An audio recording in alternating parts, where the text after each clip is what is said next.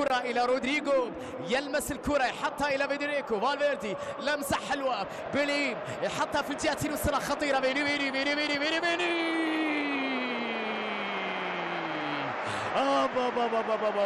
جميلة اللقطة الأخيرة من فينيسيوس، لكن التألق من الحارس في التصدي لمواصلة هذا التحدي في هذه الأمسية الكبيرة. ريميرو 38 انتصار للفريق الباسكي مقابل 42 مباراة انتهت بالتعادل، لكن ماذا عن هذه اللقطة خطيرة خطيرة لسوسيداد والتسديدة،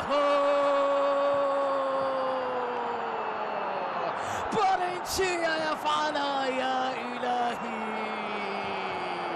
سوسيداد يسجل هدف أول في قلب برنابيو، خطأ من دي الله على كرة جميلة ساحرة وهدف.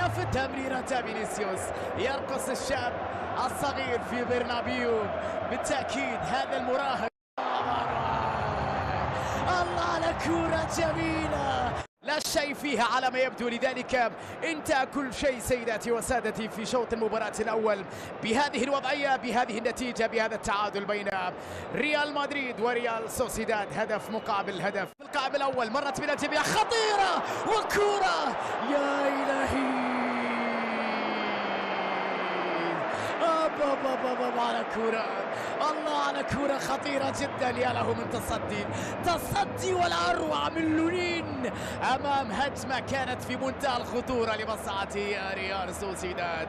من وين خلصها لونين؟ تغيير اتجاه اللاعب، كوبو في الجهة اليمنى، كوبو يحاول أن يمر أمام كامافينجا، عرضية خطيرة، الدفاع تدخل، الهجوم يستمر بروعة، مرور جميل من مارتن، ومارتن عرضية يا إلهي، بابلو مارين، الله الله الله، ما اروع الفريق الباسكي. بابلو مارين يرفع راية التحدي، لم نخرج من هذه الكاس، لم نخرج بسهولة من برنابيو، لم نخسر في هذه المباراة. العودة بعمل كبير جدا للغاية، يتمشى في دفاع ريال مدريد ويضع الكرة بروعة في شباك الريال.